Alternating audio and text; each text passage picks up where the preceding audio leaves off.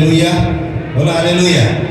ધ્યાનથી સાંભળીએ મારા ભાઈબંધો, આપણે આ 22મો અધ્યાય ઉત્પત્તિ 22મો અધ્યાયને શીખી રહ્યા છે. આપણે 9મા વચનથી આગળ આપણે જોઈએ ને, જે જગા વિશે દેવે તેને કહ્યું હતું ત્યાં તેઓ પહોંચ્યા અને ઇબ્રાહીમે ત્યાં વેદી બાંધી ને લાકડા સીંચ્યા. વેદી બાંધવા માટે એક પથ્થર એને જ્યારે જમીન પર મૂક્યો હશે, જે અવાજ આવ્યો હશે ને અવાજ જમીન પર નહીં આવ્યો હશે, એના હૈયા પર આવી ગયો હશે. એ જમીન હૃદય બની ગઈ હશે. એક પથરા પર બીજો પથરો, બીજા પર ત્રીજો, આમ કરતા જ્યારે હરોળબંધ પથરા મૂક્યા હશે અને એક મંચ બનાવ્યો હશે, એક સ્ટેજ બનાવ્યો હશે, કે એક અલ્ટાર બનાવ્યો હશે, એક વેદી બનાવી હશે. જેમ જેમ જેમ એ વેદી વધતી જતી હતી ને, જેમ જેમ એ વેદી વધતી જતી હતી તેમ તેમ વેદના વધતી જતી હતી. એ વેદી જેમ જેમ મોટી દેખાતી જતી હતી, મોટી થતી જતી હતી, તેમ તેમ એની વેદના વધતી જતી હતી કે હે ઈશ્વર, હવે મારા એકના એક દીકરાને મારા વેદી પર ઉઘાડવો પડશે. જેમ જેમ વેદી વધતી જતી હતી તેમ તેમ એની વેદના વધતી જતી હતી. અને બન્યું શું કે વેદી બનાવી લીધી એને. પછી જે લાકડા જે ચીરીને એ ઘરેથી લાવેલો, તમે આશ્ચર્ય પામશો કે લાકડા ત્યાં જંગલમાં કેમ નહીં મળતા. પણ એ જંગલમાં લાકડા નહીં, એ ઘરેથી લાકડા લાવેલો અને ત્યાંથી એ લાકડા લાવેલો. એ લાકડાને વેદી પર સીંચ્યા. એ વેદી બનાવીને એક એક લાકડું એ મૂકતો હશે ને, તો જાણે કે લાકડાના ફાળિયા એ નહીં મૂકતો હશે, હૃદયના ફાળિયા એ મૂકતો હશે. લાકડાના જે ફાળજા કરેલા જે ટુકડા નહીં મૂકતો હશે, એનું હૃદય ત્યાં ઠાલવતો હશે, આ હૃદયનો ટુકડો ત્યાં મૂકતો હશે. એ લાકડું નિર્જીવ લાકડું હતું, પણ ત્યાં એની ભાવના હતી. એ નિર્જીવ પથ્થર હતા, પણ ત્યાં એની છલોછલ ભાવના હતી. એનું હૃદય દ્રાવક હૃદય હતું. ત્યાં એક પિતાનું હૃદય એ પથ્થરની વેદી હતી. એ પથ્થરની વેદી નિર્જીવ હતી અલાવે, પણ અસલિયતમાં એ પિતાનું હૃદય હતું. અને જ્યારે લાકડાના ટુકડા એ વેદી પર મૂકતો હશે, તેમ તેમ એનું હૈયું બળબળ થતું હશે. હવે એ લાકડા એને સળગાવવાના હતા. એ લાકડા સળગાવે પહેલા તેના હૃદયમાં ક્યાંકની આગ લાગી ગઈ. જોઈએ અને શું લખ્યું છે. અને લાકડા સીંચ્યા. એ લાકડા જ્યારે સીંચી દીધા તો કેટલા હેતથી એ લાકડા સીંચતો હશે. કેમ કે લાકડાની અંદર કરચ હોય, લાકડાની અંદર કંઈક ધારદાર, કંઈક એની શાર્પ કંઈક લાકડું હોય, કંઈક ઉબડ ખાબડ લાકડું હોય, તો એ લાકડું બરાબર ગોઠવતો હશે. કેમ કે એનું બાપનું હૈયું છે. એ લાકડાને બરાબર ગોઠવતો હશે. કેમ કે એ લાકડાની સૈયા પર એને પોતાના એકના એક દીકરાને ઉઘાડવાનો છે. એ પોતાના બાળકને ત્યાં બલિદાન આપવાનું છે. પણ એ પહેલા કેટલું દર્દ એનામાં હશે. એ લાકડામાં જરા કંઈક ઊંચું કંઈક કાંટા હશે, યા લાકડાની અંદર કંઈક એવી શાર્પ કંઈક અણીદાર હશે. એ લાકડું બરાબર સીધું ગોઠવતો હશે. એ લાકડાની સૈયા પર એના પોતાના દીકરાને ભરવાનું. એને થતું હશે કે મારા દીકરાના શરીરમાં આ અણીદાર લાકડું વાગી જાય તો, આ કરચ વાગી જાય તો, આ છાલ વાગી જાય તો, આ કાંટા વાગી જાય તો. કેટલી માવજત કરીને વેદી બનાવતો હશે. આપણે જ્યારે બાઇબલ વાંચીએ છીએ ને, તો આપણે એવું વાંચીએ છીએ કે ઇબ્રાહીમે વેદી બાંધી, એના પર લાકડા સીંચ્યા અને પછી એના પર દીકરાને ઊંઘાડ્યો. સાધારણ લાગે, સાવ સાધારણ લાગે આ ઘટના. પણ નહીં. એક પિતા જે લાગણીશીલ પિતા છે, અને સાથે સાથે 100 વર્ષે ને દીકરો થયો, કેટલા અરમાનો પછી ને દીકરો થયો, અને આ દીકરાને હવે એને બલિદાન કરવા. અફસોસની વાત હતી, છતાં એ વિશ્વાસ અને ભરોસાની પરીક્ષા આપતો. હાલેલુયા. હું ને તમે પણ ક્યારેક આવી પરિસ્થિતિમાં આવીને જીવનના એવા તબક્કામાં આપણે ઉભા રહીએ છીએ ને, આપણે હાર માની લઈએ છીએ. ઇબ્રાહીમે હાર નહીં માની. એ પોતાના એકના એક દીકરાને હૃદય કપાતું જતું હતું, રહેસાતું જતું હતું, હૃદય રડતું હતું, આંખમાં આંસુ હતા. પણ વાત એક મહત્વની એના જીવનમાં હતી. શ્રદ્ધામાં નહીં ડર્યો, વિશ્વાસમાં નહીં ડગ્યો. એ ધ્યાનથી સાંભળ્યો. એ લાકડા જ્યારે મૂકતો હશે, કેટલા સિફતથી, કેટલા સરસ રીતે ગોઠવતો હશે, જાણે કે એ ફૂલોની પથારી પાથરતો હોય. પોતાના બાળકને જ્યારે પારણામાં જોડી નાખતો હશે, એ પારણું એને યાદ આવી ગયું હશે કે એ બાળકને કે જેને હું મારી કોખમાં લઈને ફર્યો, મારા હાથમાં, મારા ખાન પર જે દીકરાને મેં બેસાડીને મોટો કર્યો, આ દીકરો કિશોર અવસ્થામાં આવી ગયો, જે મારી ખાન પર બેસાડીને ફરાવ્યો, મારી પીઠ પર એને હું જાણે કે ઘોડો બનીને એને મેં રમાડ્યો. આજે એ દીકરાને મારે આ વેદી અને એના પર સિંચના લાકડા પર ઉઘાડવા. એક પિતાનું હૃદય કેટલી કલ્પનાઓમાંથી પસાર થઈ ગયું હશે. કેવી હૃદય દ્રાવક, કેવી દર્દનાક પરિસ્થિતિમાંથી એ પસાર થતો હશે. જ્યારે આપણે બાઇબલ વાંચીએ છીએ, આપણને એ અહેસાસ જ નથી થતો. કેમ કે આપણે એ બાબત સુધી પહોંચવાની કોશિશ નથી કરતા. આવા સંદેશાની અંદર, આ એપિસોડની અંદર તમે હૃદય દ્રાવક સંદેશો શીખશો. વાલા બહેનો, જ્યારે પથ્થર અને વેદી બનાવી અને એના પર લાકડા સીંચ્યા ત્યારે કેટલી મનોભાવનાઓમાંથી પસાર થયો હશે. જે બાળકને એને પારણામાં ઝુલાવ્યો હશે, જે બાળકને એને હાથોમાં આમાં હલાવ્યો હશે, જે બાળકને એને ખાંડ પર મૂક્યો હશે, જે બાળકને એને કેળ પર લીધો હશે, જે બાળકને એ પગલી ચલાવતો હશે, એ વાલ સોયા એકના એક દીકરાને એને અર્પણ કરવાનું આ શક્ય નહોતું કે આ અર્પણ એ કરી શકે. કોઈ બાપ આ કરી શકે એવી સ્થિતિ નથી. અરે કોઈ બાપ ને કોઈ પારકો પણ આવું કરી શકે નહીં. એવી પરિસ્થિતિમાં અત્યારે ઇબ્રાહીમ ઊભો હતો. શું કરું? ના પાડી દઉં ઈશ્વરને, પ્રભુ મારાથી આ એકના એક દીકરાને નહીં અપાય. પ્રભુજી મને માફ કર, તું જોઈ તો મને બીજો દીકરો આપજે, એ દીકરોને હું બલિદાન આપી દઈશ, પણ આ નહીં આપું. આ મારા પુરુષત્વનું પ્રમાણ છે, મારા વિશ્વાસનું પ્રમાણ છે, મારી પત્નીનું પહેલો દીકરો છે, પતિ પત્નીનું અમારું આ ફળ છે. પ્રભુજી હું નહીં આપું, નહીં બોલી શકી. એની આંખમાં આંસુ હતા, પણ હૈયામાં વિશ્વાસ હતો. એના દિલો દિમાગમાં કેટલાય કલ્પનાઓના ઘોડા દોડી ગયા હશે. વિચાર કરતો હશે કે બાળકને હું કેવી રીતે આ મંચ પર કે માચડા પર ઉઘાડું, આ લાકડાની સૈયા પર હું કેવી રીતે ઉઘાડું, કેવી રીતે ઉઘાડું એને? આ શક્ય નથી મારા માટે, એક પિતા માટે, મારા માટે આ શક્ય નથી, પણ એક વિશ્વાસુ વ્યક્તિ માટે એને કરવું પડતું હતું. ભલા બનેલા દુનિયાની અંદર તમે હું એક માણસ છીએ, તમે હું વિશ્વાસુ વ્યક્તિ છીએ. શ્રદ્ધા આપણા જીવનમાં કેવી રીતે આવી તે આપણે સ્ટેપ બાય સ્ટેપ જોઈ ગયા કે પહેલી એના જીવનમાં દર્શન આવ્યું, બીજું એના જીવનમાં પ્રાર્થના આવી, ત્રીજું એના જીવનમાં આભાર સ્તુતિ આવી, અને ચોથું એ બધી વસ્તુઓને પરિપૂર્ણ કરવા માટે અર્પણ અને સમર્પણની બાબત હતી. કે આધ્યાત્મિક જીવનની શૂન્યથી પરાકાષ્ઠા સુધી જવાની જે પ્રોસેસ છે એ ઇબ્રાહીમના જીવન ચરિત્રમાં જોવા મળે છે. તાળી પાડી આપણે. એને સૌથી પહેલા દર્શન લીધું, મેળવ્યું. દર્શન પછી એને પ્રાર્થના કરી, ત્યાર પછી એને આભાર માન્યો. જીવનના હરેક પરિસ્થિતિમાં આપણે આભાર માનીએ છીએ, પણ શું અર્પણ કરી શકીએ છીએ? આભાર સુધી આપણે મોટા ભાગે બધા આભાર તો માનીએ છીએ. સવારે ઉઠીને પ્રભુનો આભાર માનીએ છીએ કે પ્રભુ આજની આ સવાર માટે હું તારો આભાર માનું છું એમ કહીએ તો છે, પણ શું અર્પણ કરવાની વાત આવે ત્યારે આપણે આપણા સમયનું અર્પણ કરીએ છીએ? શું આપણે આપણા દાનો દ્વારા અર્પણ કરીએ છીએ? શું આપણે આપણા બાઇબલ વાંચન દ્વારા સમય આપીએ છીએ?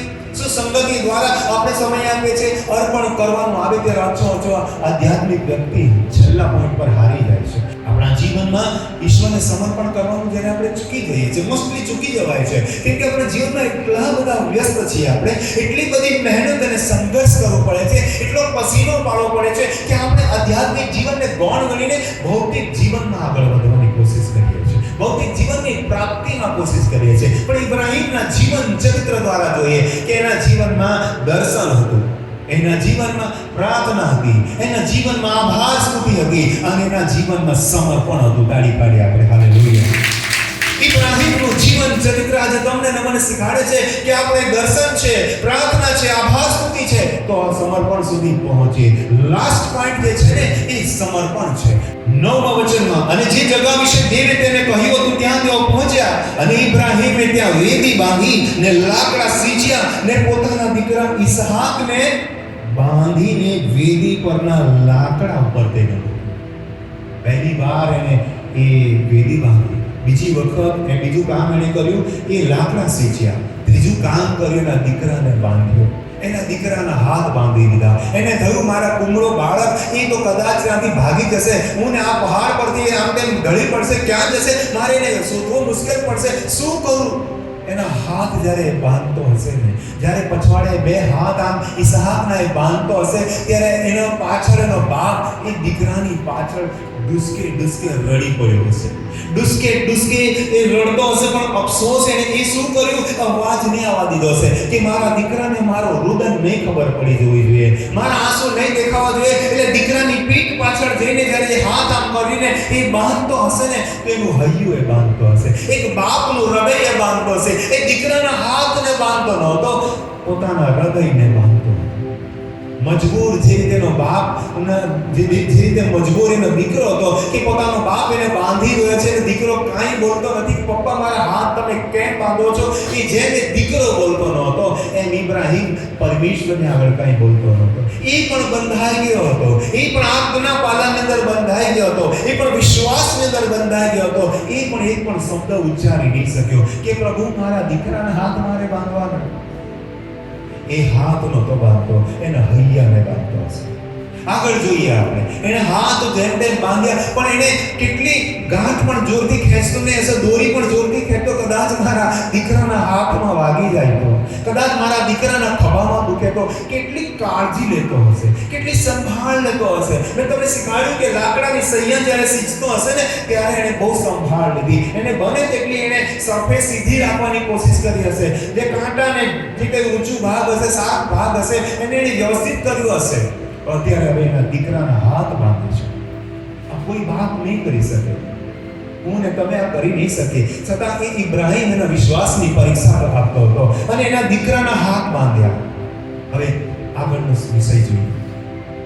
હાથ બાંધ્યા પછી શું કર્યું? એ બાંધાયેલા હાથ દીકરાના બંધાયેલા હાથ હતા અને દીકરાને વેદી પર મૂકવા માટે એને ઉચક્યો હશે.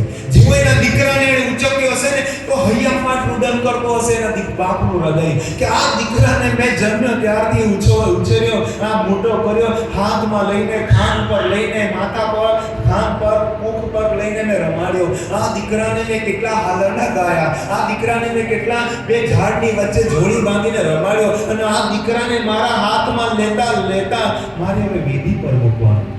આ દીકરો મારા હાથમાંથી હવે થોડાક સમયમાં સરકી જવાનો. આ હાથમાંથી વેદી પર જશે અને ત્યાં એને હું કટકા કરીશ, તેના ગળા પર છરી મારીશ, એને લોહીની ધારા વહેશે અને હું ત્યારબાદ એના મૃત દેહને અગ્નિ આપીશ. અરે બાપ રે!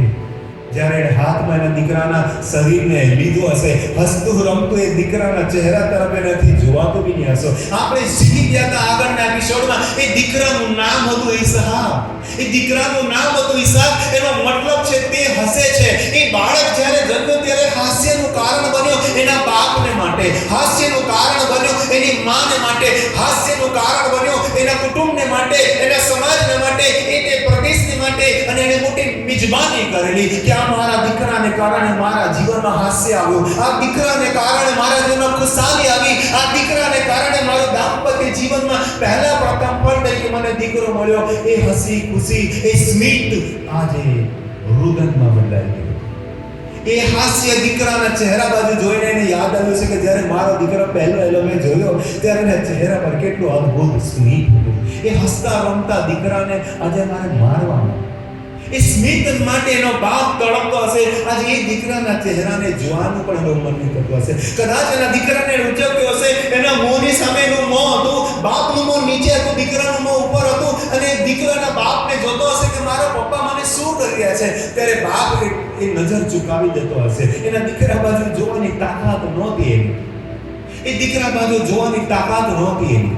કેમ કે દીકરા બાજુ જોઉં તો મારા દીકરાને ચહેરાને જોઈને, સુંદર અને સ્મિતથી ભરપૂર ચહેરાને જોઈને કદાચ હું બલિદાન કરવાનું રોકી દઉં એમ કરીને કદાચ એનો બાપ એના ચહેરાને જોતો ને હશે. કદાચ એ વેદી બાજુ એનું ધ્યાન હશે ને બાળકને ઉચકતો હશે. એના ચહેરા બાજુ જોવાની તાકાત નથી ઇબ્રાહીમ. કુમાર અવસ્થામાં આવેલા દીકરાને જોવાની તાકાત નથી. છેલ્લા દીકરાને જોવાની પણ એને હિંમત નથી. આ દીકરાને અત્યારે થોડી ક્ષણો માટે હું જોઈ લઉં, પછી મને જોવા નહીં મળે. એને ખબર છે કે હું અર્પણ કરવા માંગુ છું. એ દીકરો મારી આગળ ભડભડ બળી જશે, મારા દીકરાનો ચહેરો હું નહીં જોઈ શકીશ. તો હમણાં હું જોઈ લઉં, પણ એક બાપ એના ચહેરાને પણ જોઈ શકતો નથી. મજબૂરી તો જો કેટલી બધી કે અંતિમ સમયમાં એના દીકરાના ચહેરા પર બી એનું ધ્યાન નથી આપી શકતો. એટલો બધો મજબૂર છે. ભાવનાત્મક રીતે આ ચિત્ર એટલું દર્દનાક છે, એટલું હૃદયદ્રાવક છે કે અચ્છો અહીંયા રડી પડે. મારા ને તમારા જીવનમાં પરિસ્થિતિ એવી આવી જાય છે ને ત્યારે આપણે સ્મિતથી અળગા થઈ જઈએ છીએ, સ્મિતથી હાસ્યથી દૂર થઈ જઈએ છીએ. હાસ્ય જાણે કે આપણાથી કોસો દૂર જતો રહે છે. એવી વિપદા અને એવી મુશ્કેલી અને એવી પરિસ્થિતિના દોરમાં આપણે આવી ગયા છે કે જાણે હાસ્ય આપણાથી દૂર હોય છે. હાસ્ય ભલે ને આપણા હાથમાં છે, પણ અફસોસ એ હાસ્ય નથી માણી શકતા. આપણે એ ખુશી નથી માણી શકતા કેમ કે હૃદય આપણું ભરાઈ આવ્યું છે. બાપ આંસુ રોકી રહ્યો હશે, પીઠ પાછળ જ્યારે હાથ બાંધતો હશે ત્યારે તો દળદળ આંસુ છે એને સારી દીધા હશે, પણ જ્યારે દીકરાને ખોળામાં લીધા હશે ને તો એક મજબૂર બાપ ત્યાં રડી પણ નથી શકતો. કદાચ રડતો જોઈએ તો પિતાને પૂછી લે, પપ્પા શું થયું, તમે કેમ રડો છો? તો દીકરાને મારે શું કહેવું મારે દીકરાને. એટલે એ બાપ કેટલો મજબૂર છે કે દીકરાને હાથમાં લઈને એ રડી પણ નથી શકતો. મજબૂર છે. આજે મારા ને તમારા જીવનમાં એવી પરિસ્થિતિ છે ને કે આપણે આંખમાં આંસુ લોકોને બતાવી નથી શકતા, આપણે આંસુ સારી નથી શકતા, આપણું દુઃખ લોકોને કહી નથી શકતા. આપણી એટલી બધી મજબૂરી, ઘણી બધી વખત આપણા જીવનની એવી મોટી મજબૂરીમાં આપણે આવી ગયા છે કે આપણી ધર્મ પત્નીને આપણે નથી કહી શકતા, યા આપણા પતિને નથી કહી શકતા, યા આપણા જુવાન દીકરાઓને નથી કહી શકતા કે બેટા તમે આમ કરજો, આવું કરજો, નથી કહી શકતા. એટલા બધા મજબૂર બની ગયા છે, એટલી બધી પરિસ્થિતિ આપણી દર્દનાક બની જાય છે કે આપણું હૈયું પણ ત્યાં ઠાલવી નથી શકતા. કોઈને કહેવાનું મન થાય કે અલા ભાઈ મારે આ તકલીફ છે, અલી બહેન મારે આ તકલીફ છે, મોંમાં તો આપણે બોલવાનું તો ઉત્કંઠા થઈ આવે કે મારું દુઃખ કહું, પણ ક્યાંક આપણી સામાજિક મર્યાદાઓ, ક્યાંક કૌટુંબિક મર્યાદાઓ, ક્યાંક એવા જીવનના બાબતો બની જાય છે આપણા જીવનમાં કે આપણે કહી પણ નથી શકતા, ના કહી શકીએ, ના સહી શકીએ. એવી દર્દનાક પરિસ્થિતિમાંથી ઇબ્રાહીમ પસાર થતો હતો, એવી દર્દનાક પરિસ્થિતિમાંથી ઇબ્રાહીમ પસાર થતો. કદાચ તમે પણ આવી જ કોઈ પરિસ્થિતિમાંથી પસાર થાઓ તો તમારે આ એપિસોડમાં બરાબર ધ્યાન આપવું પડશે, આ સંદેશમાં બરાબર ધ્યાન આપવું પડશે. અને લખ્યું છે એને ઈસહાકને બાંધીને વેદી પરના લાકડા ઉપર તેને મૂક્યો અને ઇબ્રાહીમે હાથ લાંબો કરીને તેના દીકરાને મારવાને છરો લીધો. મારા હિસાબથી કદાચ ઇબ્રાહીમે છોરો અહીંયા આપણે જે બાંધીએ છીએ ને પટકો બાંધીએ છીએ અને એની અંદર તલવાર યા છોરો યા કટાર રાખીએ છીએ. ઇબ્રાહીમે પોતાના પેટની પાસે કમર પર જે પટ્ટો બાંધ્યો હશે યા કપડું બાંધ્યું હશે ત્યાં કદાચ છોરો હશે મૂકેલો, એ છોરો ત્યાંથી કાઢ્યો હશે. હું વર્ણન કરું છું, જ્યારે સંદેશ હું બનાવતો ત્યારે આ વર્ણન મને નજરો દેખાય. ધ્યાનથી સાંભળજો.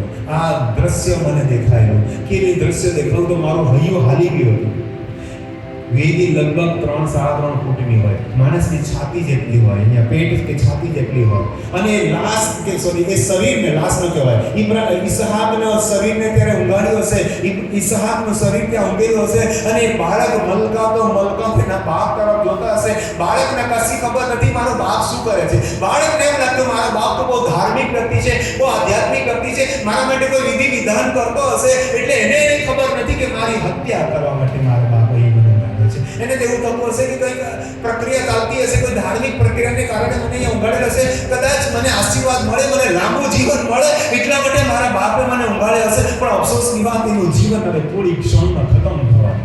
ઈસહાકને જરાય નથી ખબર. આપણે બાપ અને દીકરાનો મનોભાવને જોઈએ. બાપ ત્યાં સહી નથી શકતો અને દીકરાને એવું લાગે છે મારા પપ્પા મારા માટે કોઈ ધાર્મિક પ્રક્રિયા કરી રહ્યા છે, કોઈ બાબત કરી રહ્યા છે, મારા પપ્પા તો બહુ ધાર્મિક ને બહુ ભલા માણસ છે અને 100 વર્ષે મારા બાપાને હું દીકરો તરીકે થયો, એ તો મારી હત્યા ક્યાંથી કરશે. એને તો બહુ પોઝિટિવ વિચાર હશે કે મારા પપ્પા મારા માટે, મારા આશીર્વાદ માટે, મારા ભવિષ્યમાં ઉજ્જવળ ભવિષ્ય માટે કોઈ ધાર્મિક પ્રક્રિયા કરતા હશે. એને નથી ખબર કે મારા પપ્પા મારું બલિદાન કરવાના છે. પણ શું થયું? એ અહીંયા જ્યારે પટકામાં એને છોરો ગોપ્યો હશે અને એ છોરો જ્યારે આમ એક હાથથી કાઢતો હશે, ધ્યાનથી મને જોજો, એક હાથથી જ્યારે છરો કાઢતો હશે તો ડાબો હાથ એ દીકરાની છાતી પર મૂકેલો હશે. આ સંદેશ જ્યારે હું બનાવતો તો આ દ્રશ્ય મને દેખાય. એક હાથમાં દાખલા તરીકે રાઈટ હેન્ડ હશે, એ વ્યક્તિ એટલે કે ઇબ્રાહીમ જો જમણીની હશે, જમણા હાથથી કામ કરવાવાળો માણસ હશે તો જમણા હાથથી એ છરો કાઢતો હશે અને ડાબો હાથ એ દીકરાની છાતી પર મૂકેલો હશે. કદાચ એ ડાબા હાથથી કામ કરતો હશે તો ડાબા હાથે છરો કાઢતો હશે અને જમણો હાથ એની છાતી પર મૂકેલો હશે. આ ચિત્ર તમે જોઈને હાલી જશો. એક બાપનો હાથ, એક હાથ એના દીકરાની છાતી પર છે અને બીજો હાથ છરો કાઢે છે. એના જીવનની આ દોર ક્યારે નહીં આવ્યો હશે. બંને હાથ અલગ અલગ પ્રક્રિયા માટે છે. એક હાથ મારવા માટે છરો કાઢે છે, બીજો હાથ એના માટે જાણે કે એના છાતી પર મૂકીને એને વહાલ કરવા માટે છે. એક હાથ મારવા માટે છે, એક હાથ હત્યાનો હાથ છે, બીજો હાથ હેતનો હાથ છે. એક હાથ હત્યા માટે એને ઉપાડી રહ્યો છે, છરો કાઢે છે. એક હાથનો ઉપયોગ હત્યા માટે છે, બીજો હાથ હેત માટે છે, લાગણી માટે છે. એક હાથ મરણ એના મૃત્યુ માટે છે, બીજો હાથ મમતા માટે છે. આજે ઇબ્રાહીમના એક મનોભાવને આપણે સમજી રહ્યા છે. એક હાથ જ્યારે છરો પકડીને કાઢતો હશે તો એને થતું હશે હું જ છરો ભોગીને મારું ગરદન કાપી નાખું, કે મારા દીકરાની હત્યા મારે કરવાની આવે. અને બીજી તરફ એ ઊંઘેલો દીકરો હશે વેદી પર, એ પથ્થરની વેદી પર લાકડાની ઉપર જ્યારે એના દીકરાને બાંધીને મૂકેલો હશે, ત્યારે એના દીકરાને છાતી પર જ્યારે હાથ મૂકેલો હશે ને, તો દીકરાની જે છાતી ઊંચી નીચી થતી હશે ને, એ ઇબ્રાહીમ પણ ઊંચો નીચો થતો હશે. ઇબ્રાહીમ જ્યારે એનો બીજો હાથ જમણો કે ડાબો જે બી સમજીએ, પણ એક હાથ જ્યારે દીકરાની છાતી પર એને મૂકેલો હશે, તો એ છાતી પર મૂકેલો હાથ, મમતાનો હાથ, ત્યાં જાણે કે ભોટો પડી ગયો છે. એ હાથમાં જાણે કે શૂન્યવાસ આવી ગયો, એ હાથમાં સંવેદના વિહીન થઈ ગયો. એ હાથ જે છાતી પર મૂકેલો ને, એ જાણે કે લકવાગ્રસ્ત ગયો. એને નહીં, મારા હાથમાં કશું જ નથી, આ હાથ તો જૂઠો પડી ગયો હશે.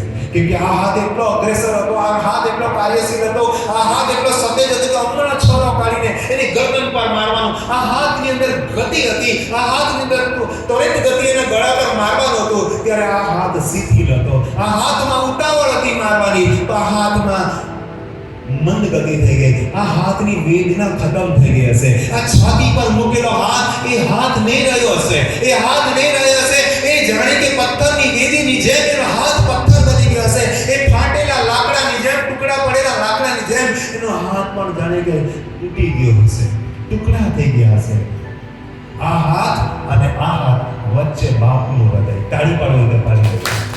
જમણો હાથ અને ડાબો હાથ એક તરફ અત્યારે બહુ જલ્દીથી છોરો કાઢીને ગરદન પર મારવાવાળો ત્વરિત હાથ, એટલે ઉતાવળ કરતો હાથ, અને બીજી તરફ સંવેદના વિહીન બની ગયેલો હાથ. એ બંને હાથની વચ્ચે બાપનું હૃદય હતું. હું ને તમે ક્યારેક એવી નકારાત્મક પરિસ્થિતિ અને હકારાત્મક પરિસ્થિતિના એવા દોરમાં આવી ગયા છે, એવા મધ્યમાં આપણને એવો દર્દ થાય છે, હા ને નાની વચ્ચે એવા ફસી જઈએ છે, સુખ અને દુઃખના ચક્રમાં એવા ફસી ગયા છે કે જિંદગીની ધડકન વધી જાય છે.